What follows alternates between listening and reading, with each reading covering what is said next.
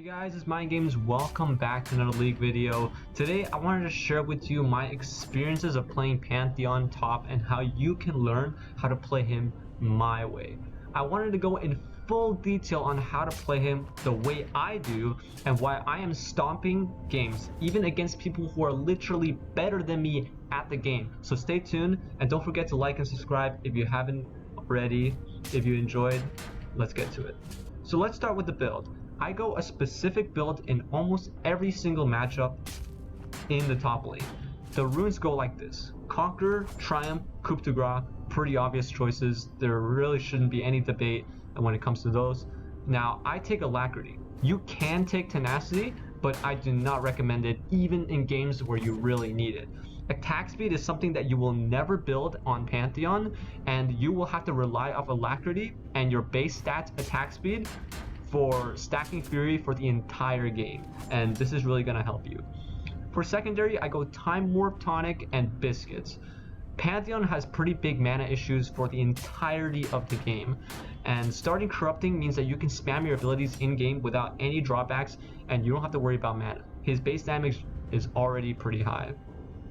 If you do get low on mana, you can always use Biscuits, and I will often save Biscuits throughout basically the entire game. I will have it after I complete my third item or third item with boots. I'll still have Biscuits because it's really good. For stats, I go attack speed, damage, and armor matrices. That's also pretty basic. So as for items, let's start with Corrupting Pot. This is a no-brainer. You buy this every game. First back, let's say you have around 400 gold, longsword, pretty obvious, maybe buy a control ward. If you have 500, still longsword. If you have 650, longsword and boots. 700, double longsword. If you have 900, you will be building Eclipse first. If you have 900, do not go for Vamp Scepter, just go for double longsword and a control ward. You don't want to be building this item. Get Serrated Dirk, double longsword, then Vamp Scepter, then Eclipse. That's basically your build path every single game. Eclipse is going to be your item every single game. I played a game where Gore Drinker was such a good item, but Eclipse was still better. This is no-brainer. Even against tanks, this is the better item than Gore Drinker. As a second item, let's say you were against a lot of tanks, Black Cleaver might be a better option. This is a good item, especially for Pantheon. If you can save your Empowered W after you break their armor, the on-hit deals bonus missing health damage. Is going to deal tons of damage, so keep that in mind. But for every single other matchup, and even against some tank matchups, they don't even recommend this for Pantheon. Ravenous Hydra is such a good Pantheon item. It gives you Omnivamp on top of the Eclipse Omnivamp. You'll be healing like crazy off your abilities because Pantheon is an ability-oriented champion. His autos do jack damage. It's not going to do anything, so Omnivamp is really good for him because your ability haste gives you damage. Do note that these two items do make you really squishy, but Pantheon has his E, which makes him super tanky. It's not going to be that big of a problem. You lifesteal, and as long as you play around the fact that you are squishy, this is going to be good. Boots, I would go for Merc Treads or Tabbies. You are in the top lane. If you're in the mid lane, Mobies might help you roam, but you have your ultimate to roam, so I would recommend Merc Treads or Tabbies. The rest of the build, I really like Dead Stance, and I really like Maw of Malmortius. Actually, when I'm against AP champions, I would just go Hex Drinker. I wouldn't complete the full item unless I really needed to. But this is your armor, and this is your magic resist alternatives. I would prioritize Death Stance if you really didn't have a preference. And the reason why you don't kill Chempunk Chainsword is because you have Ignite. I like building Ignite, taking Ignite on Renekton, on Pantheon, on Set. It's because this basically makes it so that you don't need to build a Grievous Wounds item. Yes, you are using Ignite once in 3 minutes, but that once in 3 minutes is a 60% Grievous Wounds compared to the 40% that's uncompleted, 40% Grievous Wounds that you are getting from Executioners. You're saving yourself a ton of money if you're going against like an Aatrox, even if you're against like Mordekaiser who heals barely nothing. Ignite is always the better option, and it's going to save you so much money than buying Chempunk Chainsword, because let's be honest, the stats it gives you is not very effective. Alright, so let's get into the laning, early laning phase. When you first get to lane, basically all you want to do is you want to queue your opponent and you want to keep autoing, queuing your opponent, harassing them constantly. And while you're queuing them, you're also queuing the minions, pushing it naturally. And Pantheon has one of the best wave clears in the game, especially at level 1 because its Q cooldown is so short. And once you reach level 2, you level up your W really quick and you use W and you Q the enemy and they have basically no retaliation. In this trade I did W, Q, but in most other trades sometimes you just want to do W, then auto twice and then Q for the empowered Q, so that's always an option. So when you hit 6, you have access to your ultimate, which is really strong. Unlike the other champions that I like to play, Renekton or Set, this ultimate helps you expand your lead elsewhere, which is why Pantheon is so strong.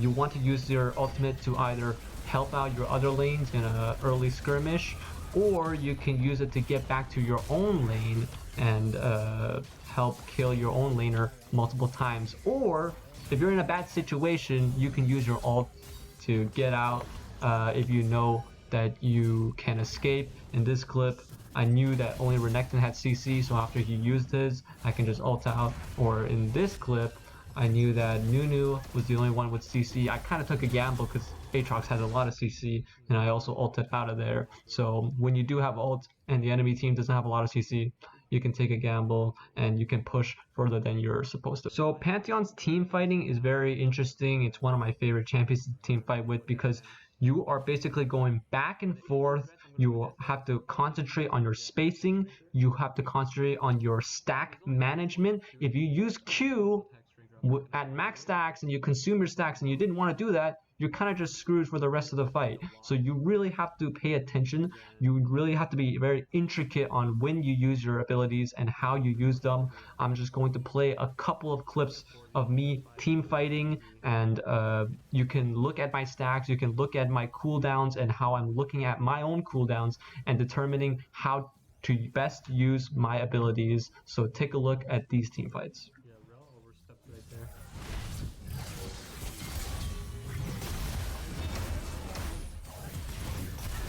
Oh, well, I'm kind of fucked. Oh, never mind.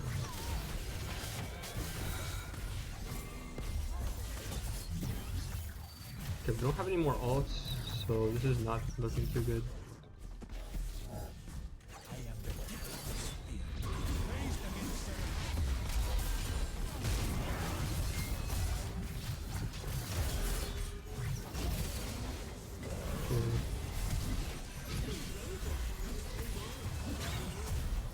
Okay, this is good.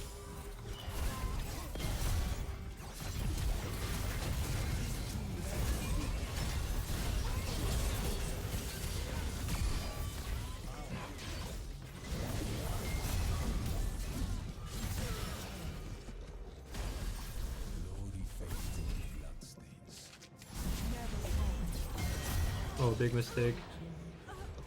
Hey.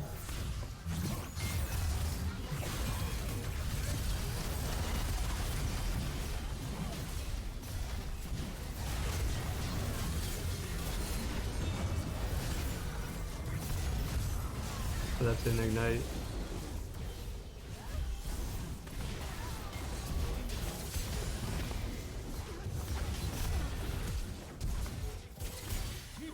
Oh shit, I missed. Fuck, if I hit that, I could have maybe got him. This is why Ravenous Hydra is so good. I heal so much. I'm gonna see if I can. I'm gonna try catch her out. I didn't need to, I don't think. I can even 1v2 here.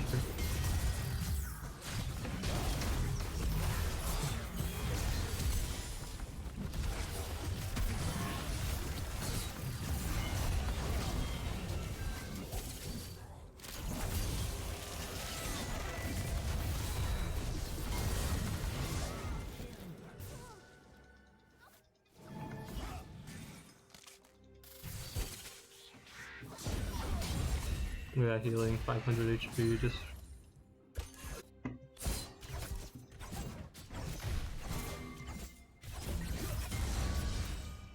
The world moves as the heavens lie still.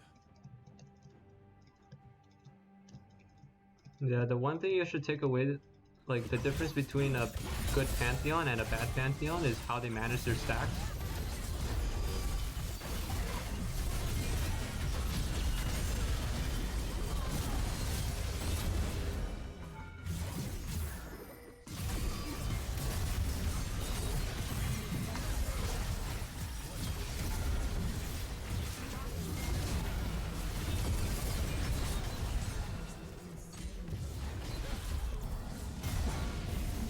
Oh, no mana.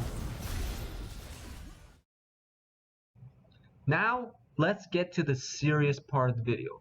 How are you going to improve your Pantheon gameplay if you feel like you can't improve anymore?